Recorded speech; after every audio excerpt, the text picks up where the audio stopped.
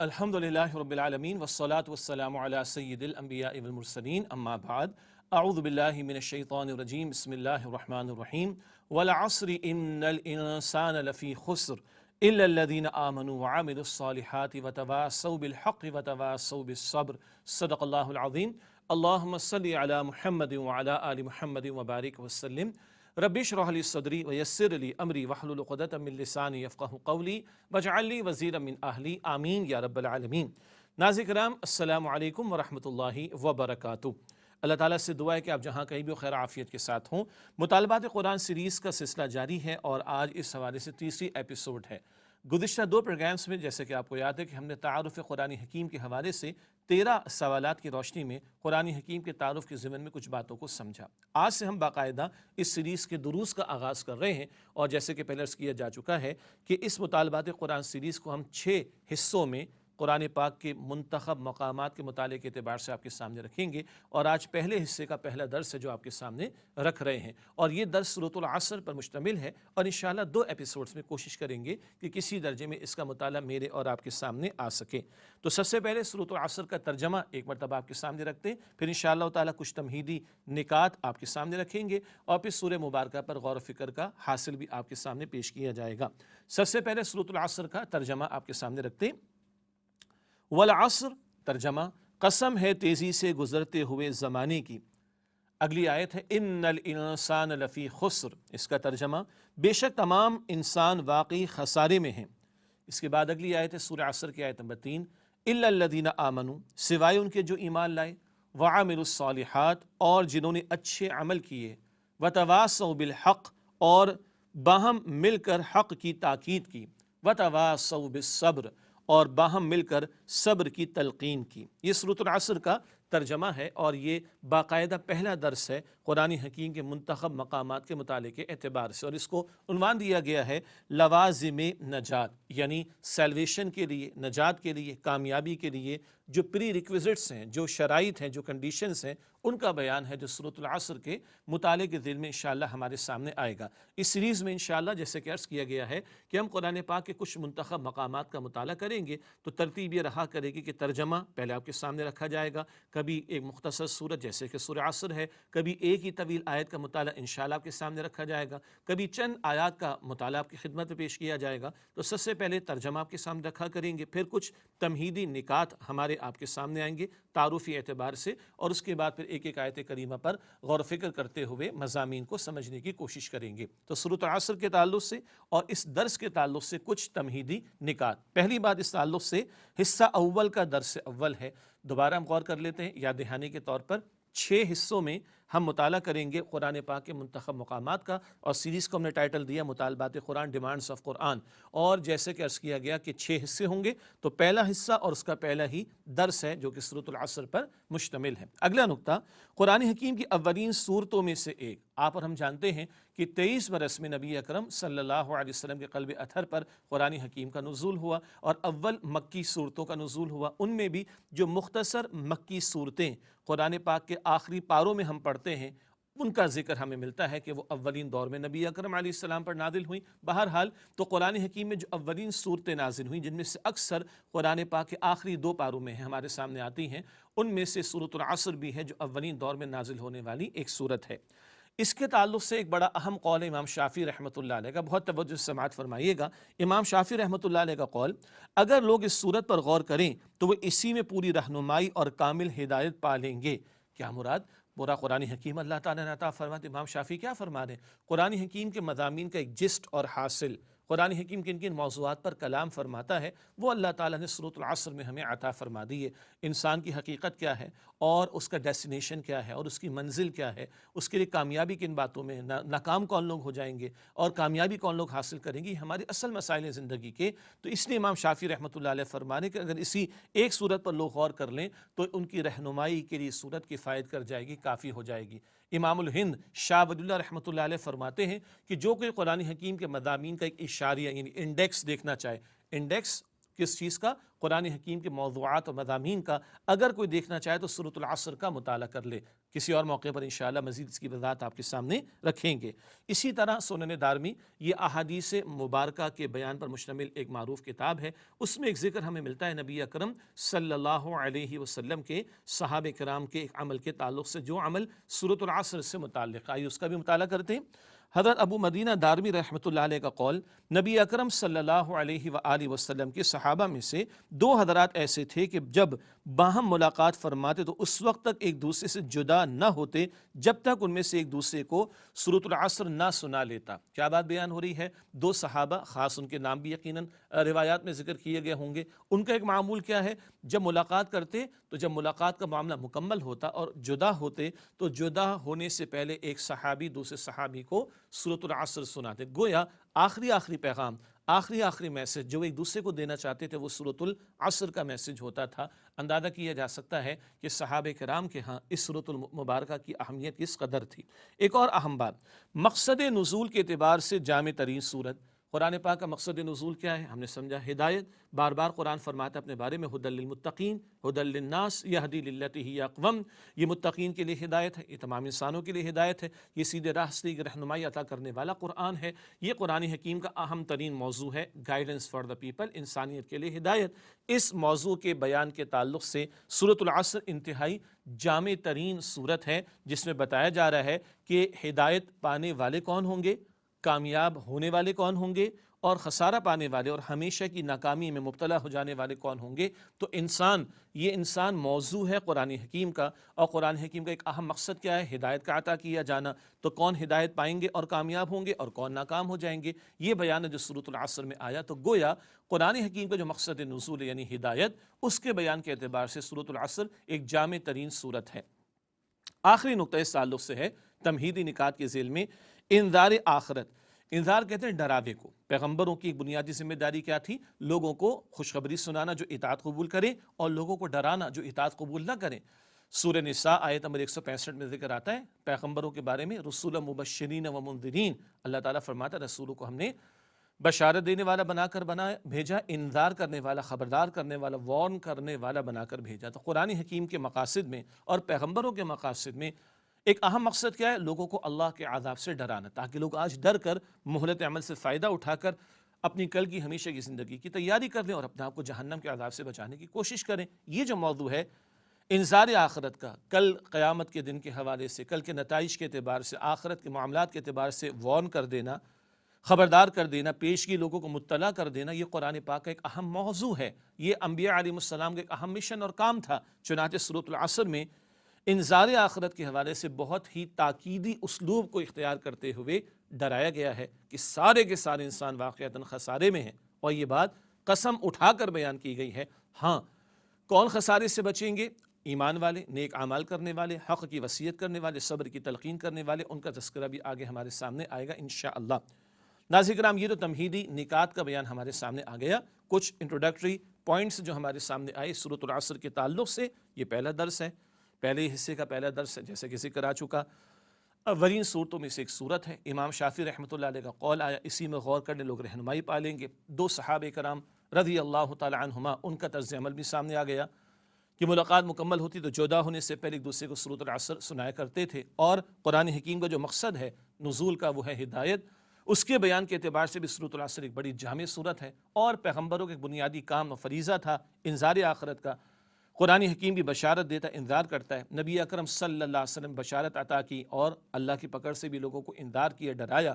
اس انذار کا بھی بڑا ایک تاکیدی اسلوب میں بیان سورۃ العصر میں ہمارے سامنے آتا ہے۔ یہ تو اس سورت کی اہمیت اور کچھ تمہیدی نکات ہمارے سامنے آ گئے۔ اب اس سورہ مبارکہ کے مضامین پر غور و فکر کرتے ہیں انشاءاللہ۔ ایک خاص انداز سے اس کو ہم آپ کے سامنے رکھیں گے، یعنی مطالعے کا معاملہ۔ آپ کو یاد ہوگا جب قرآن حکیم کے فہم پر ہم نے کلام کیا تھا تعارف نشست کے حوالے سے اور تعارف قرآن حکیم کے حوالے سے، تو دو باتیں ہمارے سامنے آئی تھیں۔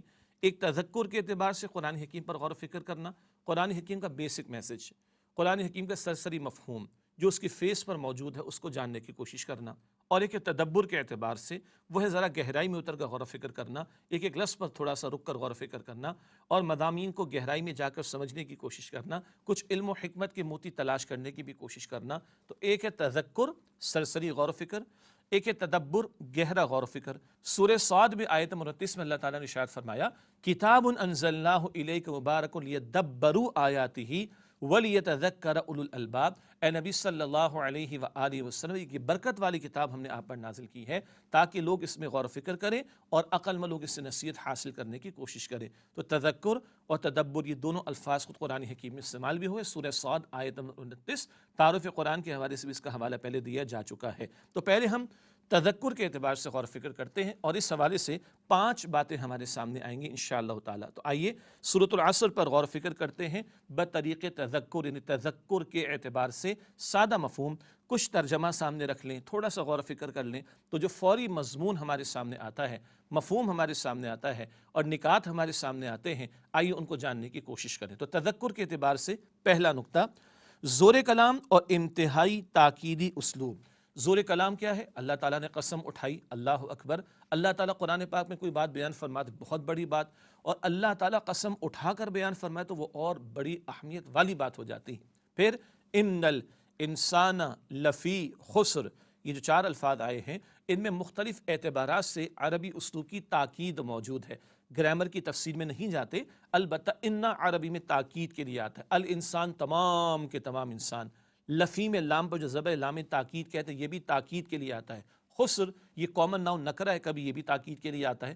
بہرحال ہم زیادہ گرامر کی بحث میں نہیں جائیں گے، لیکن گرامیٹیکلی انالیسس کریں تو بہت زیادہ تاکید کا اسلوب ہے۔ تو قسم کا ترجمہ تو ہم نے پہلے بھی کر لیا، ویسی وضاحت ہوگی کہ بڑا زوردار کلام کا اسلوب یہاں پر ہمارے سامنے آ رہا ہے۔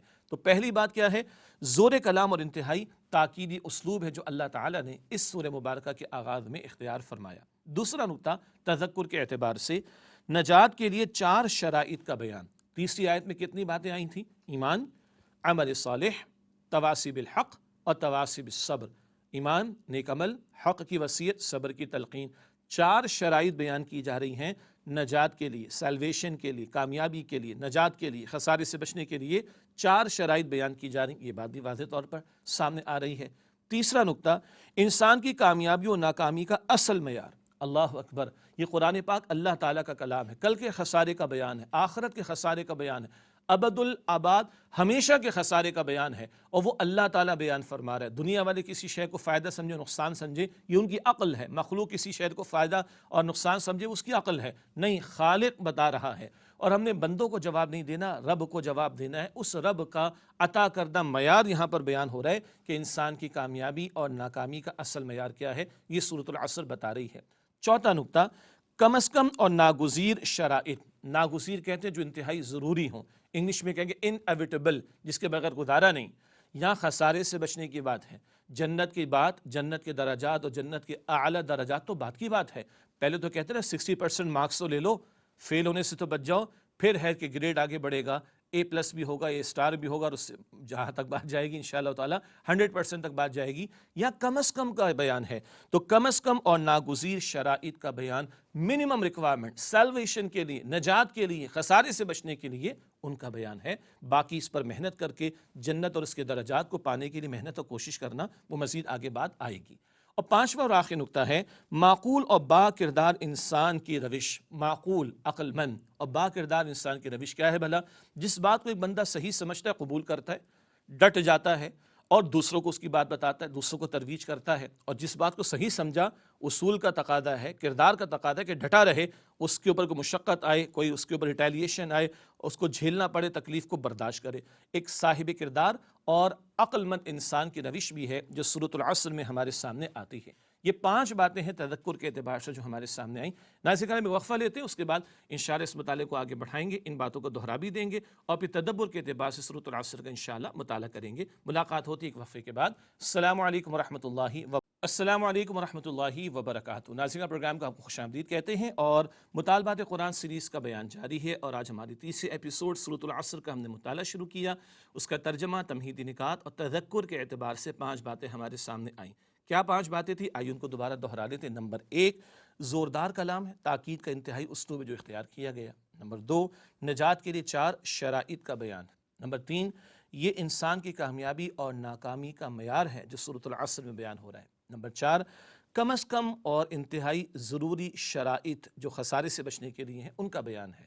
اور نمبر 5 ایک معقول اور با کردار انسان کی روش بھی سورۃ العصر کے مطالعے سے ہمارے سامنے آتی ہے، اور وہ یہ ہے کہ بندہ جس بات کو صحیح اور حق سمجھتا ہے اگر صاحب کردار قبول کرے گا، اس کے تقاضوں پر عمل کرے گا اور اپنی ذات تک اس کے فائدے کو محدود نہیں رکھے گا، دوسروں کو بھی بتائے گا، اس بتانے میں، خیر بتانے میں، حق بتانے میں اگر مشقتیں آئیں تو اس کو جھیلے گا اور استقامت کا مظاہرہ کرے گا، یہ ایک با کردار اور عقل مند انسان کی بھی روش ہے۔ سورہ عصر کے مطالعے سے یہ بات بھی ہمارے سامنے آتی ہے۔ یہ تو سرسری ایک مفہوم ہے جو تذکر کے اعتبار سے سورۃ العصر کا مطالعہ کرنے کے نتیجے میں ہمارے سامنے آ رہا ہے۔ اب آئیے تھوڑا آگے بڑھتے ہیں اور سورہ مبارکہ پر غور و فکر کرتے ہیں بطریق تدبر۔ تدبر کیا ہے؟ گہرائی میں اترنا، گہرا غور و فکر کرنا، الفاظ پر بھی تھوڑا غور و فکر کرنا اور کچھ اور پہلوؤں سے بھی آیت کریمہ کا مطالعہ کرنے کی کوشش کرنا۔ تو تدبر کے اعتبار سے اب آئیے سورۃ العصر کا مطالعہ شروع کرتے ہیں۔ اعوذ باللہ من الشیطان الرجیم، بسم اللہ الرحمن الرحیم۔ والعصر، قسم ہے تیزی سے گزرتے ہوئے زمانے کی۔ یہ پہلی آیت کریمہ، اس کا ترجمہ ایک مرتبہ پھر آپ کے سامنے رکھا گیا۔ اللہ تعالیٰ قسم اٹھا رہا ہے۔ آئیے قسم کے حوالے سے بھی کچھ باتیں، عصر کے حوالے سے بھی کچھ باتیں اور موضوع کی اہمیت کے اعتبار سے بھی کچھ باتیں اس پہلی آیت کے مطالعے کے ذیل میں سمجھتے ہیں۔ چند نکات ہیں۔ پہلا نقطہ العصر بلکہ والعصر کے بیان کے تعلق سے بات میں زور پیدا کرنے کے لیے قسم کھائی جاتی ہے۔ قسم ہم بھی اٹھاتے ہیں نا، قسم کیوں اٹھائی جاتی ہے؟ بات میں وزن پیدا کرنے کے لیے، زور پیدا کرنے کے لیے۔ اچھا، ہمیں جب انتہائی ضرورت پیش آئے تو قسم اٹھانی چاہیے۔ یہ بات بات پر قسم اٹھانا کوئی پسندیدہ بات نہیں ہے، پھر آدمی پر اعتماد بھی لوگوں کا نہیں رہتا۔ اور دوسری بات یہ ہے کہ جب انتہائی ضرورت ہو تو صرف اللہ تعالیٰ کے نام کی قسم اٹھائی جائے، کسی اور شے کی قسم اٹھانا یہ درست نہیں ہے، اور اللہ کے سوا کسی اور کی قسم اٹھانا اس سے روکا گیا ہے، اور اللہ تعالی ہم سب کی حفاظت فرمائے۔ بس نقطہ یہ ہے، باقی فقہی تفسیری مسائل علماء سے پوچھئے، جب انتہائی ضرورت ہو تو فقط اللہ تعالیٰ ہی کی قسم اٹھائی جائے، لیکن اللہ تعالیٰ نے قسم اٹھائی ہے قرآن پاک میں۔ ہم جب قسم اٹھائیں گے تو کسی بالاتر ہستی کی اٹھائیں گے، اس کے نام کا ذکر کریں گے۔ سب سے بالاتر ہستی کس کی ہے؟ اللہ اکبر، اللہ سبحانہ وتعالیٰ کی، تو ہم تو اس کی قسم اٹھاتے ہیں۔ مگر جب وہ قسم اٹھاتے ہیں تو پہلا مفہوم تو یہ ہے کہ بات میں تاکید بڑھ جاتی ہے، زور بڑھ جاتا ہے، وزن بڑھ جاتا ہے۔ قسم اٹھا کر اللہ تعالیٰ ایک بات بیان فرما رہا ہے۔ نمبر 2، اللہ تعالیٰ جب قسم اٹھاتے تو مخلوقات میں سے کسی شے کی قسم اٹھاتا ہے، سب سے بڑھ کر اور سب سے برتر ذات تو اللہ سبحانہ وتعالیٰ کی۔ اللہ تعالیٰ مخلوقات میں سے کسی شے کی قسم اٹھاتا ہے، اس کو کبھی گواہ بناتا ہے، اور قسم اٹھا کر بعد والا موضوع اللہ تعالیٰ بیان فرما رہا ہوتا ہے۔ تو پہلی بات تو یہ ہے کہ اس مقام پر بات میں زور پیدا کرنے کے لیے قسم اٹھائی گئی ہے اللہ سبحانہ وتعالیٰ کی طرف سے۔ دوسرا نقطہ والعصر، یعنی پہلی آیت کے بیان کے ذیل میں انسانوں کی اکثریت گھاٹے اور خسارے میں ہے۔ کس بات پر قسم اٹھائی جا رہی ہے؟ وہ بیان اگلی آیت میں آ رہا ہے کہ انسانوں کی اکثریت خسارے میں ہے، گھاٹے میں ہے۔ وہ خسارہ کون سا ہے، وہ گھاٹا کون سا ہے، وہ نقصان کون سا ہے، وہ تباہی کون سی ہے، وہ بربادی کون سی ہے، وہ بیان اگلی آیت کے ذیل میں پڑھنے گے۔ لیکن قسم کس بات پر اٹھائی گئی؟ عظیم اکثریت انسانوں کی خسارے میں مبتلا ہے، اس بیان پر قسم اٹھائی جا رہی ہے اللہ سبحانہ وتعالیٰ کی طرف سے۔ تیسرا نقطہ اس آیت کی تشریح کے اعتبار سے لفظ عصر زمانے کے تیزی سے گزرنے کے پہلو کو نمایاں کرتا ہے۔ زمانے کا لفظ بھی عربی زبان کا ہم استعمال کرتے ہیں، دہر کا لفظ بھی عربی زبان میں زمانے کے لیے آتا ہے۔ سورۃ الدہر ہے 29 سپارے کی ایک سورت، وہ بھی زمانے کے مفہوم میں۔ لیکن عصر کا مفہوم کیا ہے؟ عصر کا مفہوم ہے تیزی سے گزرتا ہوا زمانہ، صرف مطلق ایبسلیوٹلی ٹائم نہیں، صرف زمانہ نہیں، تیزی سے گزرتا ہوا زمانہ۔ جیسے بندوں کی زندگی بھی تیزی سے گزر رہی ہے، جیسے بندوں کی مہلت عمل بھی تیزی سے ختم ہو رہی ہے، جیسے بندے بڑی تیزی سے اپنی موت کی طرف جا رہے ہیں، اللہ اکبر کبیرہ۔ تو العصر میں یہ تیزی سے گزرتے ہوئے زمانے کا مفہوم شامل ہے، اس کی اللہ تعالیٰ نے قسم اٹھائی۔ اگلا نقطہ اس آیت کی تشریح میں، انسان کی اصل پونجی یہ وقت اور مہلت عمر ہے جو بڑی سرعت سے ختم ہو رہی ہے۔ انسان کے پاس اصل سرمایہ کیا ہے؟ وہ وقت ہے۔ ہاں، مالدار ہو یا انتہائی غریب ہو، دونوں کو 24 گھنٹے ایک دن میں برابر دیے گئے۔ عمر کی بات نہیں کر رہا، مالدار ترین آدمی ہو، غریب ترین آدمی ہو، بوڑھا ہو، جوان ہو، اللہ اکبر، شہر کا ہو، دیہات کا ہو، ہاں، پاکستان کا رہنے والا ہو، یورپ کا رہنے والا ہو، افریقہ کا رہنے والا ہو، 24 گھنٹے ایک دن میں سب کو اللہ نے عطا کی۔ بہرحال یہ انسان کی اہم ترین پونجی ہے، اسی لیے انگلش میں کہا جاتا ہے ٹائم از منی۔ وقت تو کیا ہے؟ مال، اصل تو وقت ہے ہمارا، اسی کو لگا کر آدمی کچھ بناتا ہے، اسی کو ضائع کر کے آدمی بہت کچھ کھو دیتا ہے۔ تو بہرحال انسان کی اصل پونجی یہ وقت ہے، اور وہ مہلت عمل ہے کہ جس کو استعمال کر کے کل کی ہمیشہ کی زندگی کی تیاری ہم نے کرنی ہے۔ لیکن یہ وقت بڑی تیزی سے گزر رہا ہے۔ اس کی ایک بڑی اہم مثال ہے، وہ اگلا نقطہ اس آیت کی تشریح میں، برف فروش کی مثال۔ ایک وہ برف ہے جو آج ہمارے گلی محلوں میں ہم گلیوں میں بکتی ہوئی دیکھتے ہیں کہ جناب بڑی سی ایک سل ہوتی، صبح سویرے ایک بندہ لے کر آتا ہے، اور گرمی بڑھتی ہے تو اس کی ڈیمانڈ بڑھتی ہے اور لوگ تیزی سے آتے ہیں اور خرید کے چلے جاتے ہیں۔ یہ جو بندہ صبح سے برف کی اتنی بڑی سل لے کر بیٹھا ہے، اگر لوگ اس کو نہ خریدیں تو کیا ہوگا؟ مثلاً یہ 1000 روپے کی ہے، ایگزیکٹلی میں آپ کے سامنے رقم نہیں رکھ رہا، لیکن 1000 روپے سمجھنے کے لیے 1000 روپے اس نے لگایا، اور یہ 1000 روپے کی برف کی سل اس کو پڑی ہے، جس کو اس نے بیچ کر 1000 سے اوپر کچھ کمانا ہے۔ اگر لوگ خریدتے نہیں ہیں تو نہ صرف یہ کہ اس کو پروفٹ نہیں ہوگا، نفع نہیں ہوگا، بلکہ یہ اوریجنل برف کی سل ہے 1000 روپے کی، یہ بھی ضائع۔ عام کوئی اور دکاندار ہوگا، 1000 روپے کا مال اس نے ڈالا، نہیں بکا تو 1000 کا مال تو ہاتھ میں ہے نا، وہ کہیں بیچ کے کچھ نہ کچھ تو مل جائے گا۔ یہ معاملہ یہ کہ اگر نہیں بکتا تو صرف یہ نہیں کہ پروفٹ نہیں ملے گا، بلکہ جو اصل ہے، جو اس کا رأس المال، اس کا جو پرنسپل اماؤنٹ ہے، وہ بھی ضائع ہو جائے گا۔ یہ وجود اللہ کی امانت ہے، ہاں، یہ وقت اللہ کی امانت ہے، اور زندگی امتحان کے لیے یہی اصل پونجی ہے۔ اس وقت کو کیا، اور اگر اپنے مقصد زندگی کو پورا نہ کیا اور کل کی آخرت کی تیاری کی فکر اور محنت اس کی نہیں کی، اور آج مہلت عمل سے فائدہ نہ اٹھایا، تو نہ صرف یہ کہ نفع نہیں ہوگا، یہ سب کچھ بھی برباد ہوگا۔ وہ بربادی کدھر ہے؟ اگلی آیت میں ذکر آ رہا ہے، ان الانسان لفی خسر، یقیناً واقعتاً سارے کے سارے انسان خسارے میں ہیں۔ نہ صرف یہ کہ فائدہ نہیں ہوگا، بلکہ یہ وجود بھی جہنم کی آگ میں پھینک دیا جائے گا۔ اللہم اجرنا من النار، اے اللہ سبحانہ و تعالی ہم سب کو آگ کے عذاب سے محفوظ فرما۔ یہ پہلی آیت کریمہ ہے سورۃ العصر کی، جہاں تیزی سے گزرتے ہوئے زمانے کی قسم اللہ تعالیٰ نے اٹھائی۔ قسم کی اہمیت، اللہ تعالیٰ کا قسم اٹھانا، عصر کے مفہوم کی اہمیت، اسی طرح یہ تیزی سے گزرنے کا مفہوم، یہ مہلت عمل کا ختم ہوتا چلا جانا، اور اگر اس کو صحیح استعمال نہ کیا تو فائدہ ہونا تو دور کی بات ہے، اصل پونجی بھی برباد ہو جائے گی۔ برف والے کی مثال سے یہ بات ہمارے سامنے آئی ہے۔ اگلی آیت کی طرف چلتے ہیں، سورۃ العصر کی اگلی آیت ہے آیت نمبر 2، ارشاد ہوا، ان الانسان لفی خسر۔ اس آیت کا مفہوم و ترجمہ، بے شک تمام انسان واقعی خسارے میں ہیں۔ یہ سورۃ العصر کی آیت نمبر 2 ہے۔ ترجمہ پہلے بھی آیا، اب آئی اس کی تھوڑی سی تشریح اور وضاحت کی طرف چلتے ہیں۔ اس تعلق سے پہلا نقطہ اسکرین پر آپ ملاحظہ فرمائیے گا، لفظ خسر ایک وسیع معنی میں استعمال ہوا ہے۔ خسر خسارے سے بنا ہے، ہم اردو میں جانتے ہیں، نقصان 2-4 ہزار کا بھی ہوتا ہے، نقصان 2-4 لاکھ کا بھی ہوتا ہے، نقصان 2-4 کروڑ کا بھی ہوتا ہے، خسارہ 2-4 ہزار کا، 2-4 لاکھ کا، 2-4 کروڑ کا بھی ہوتا ہے۔ لیکن جس کو خسر کہا گیا ہے، یہ چھوٹا موٹا نقصان نہیں، بلکہ بڑے وسیع مفہوم میں استعمال ہونے والا لفظ ہے خسارے کے لیے۔ آگے چنانچہ ذکر ہم کر رہے ہیں، ایسی کامل تباہی و بربادی جس کی تلافی ناممکن ہے۔ اللہ اکبر!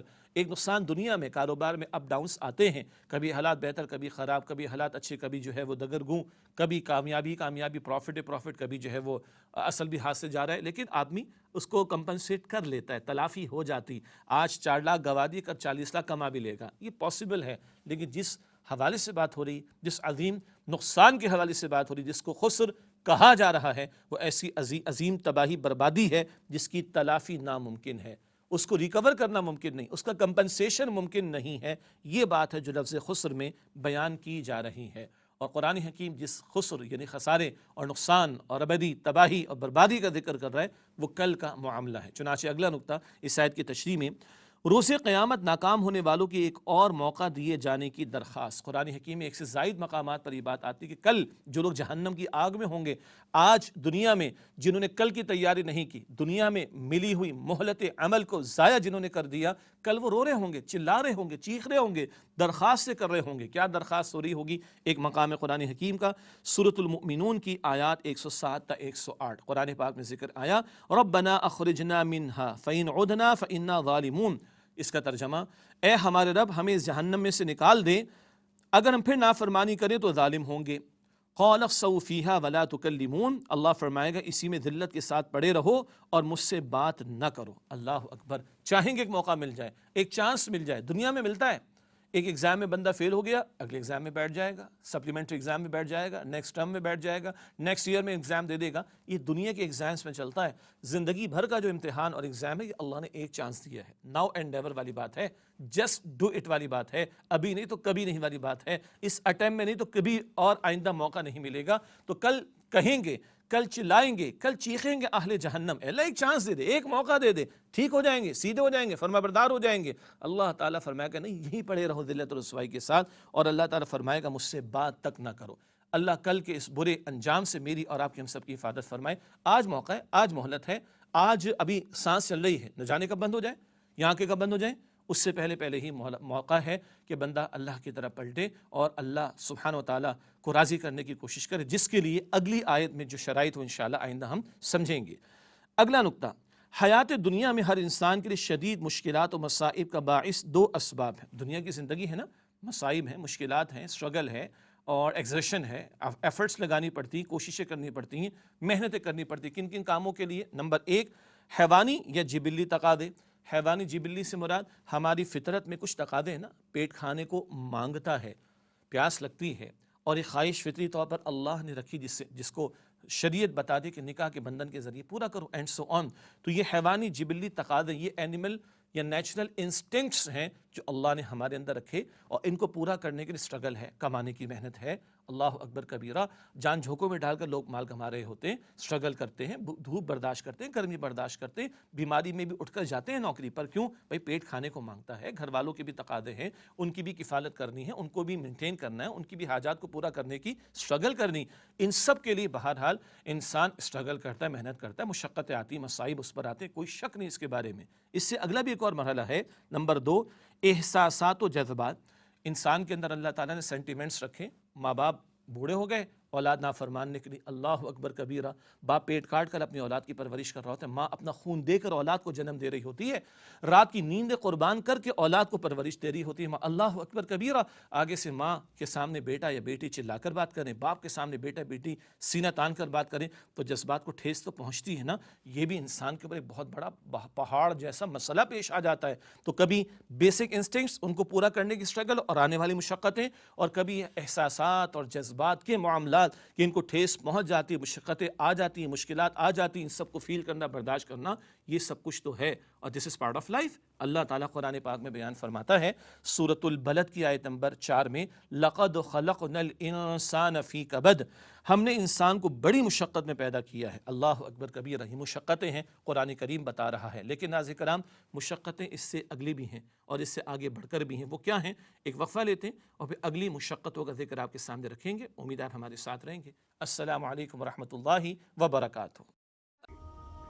ناظرین، اگر آپ ایسی ہی مزید ویڈیوز دیکھنا چاہتے ہیں تو ہمارا ARYQ-TV کا چینل سبسکرائب کیجئے اور بیل آئیکن کا بٹن دبانا نہ بھولیے تاکہ آپ سے کوئی پسندیدہ پروگرام مس نہ ہو جائے.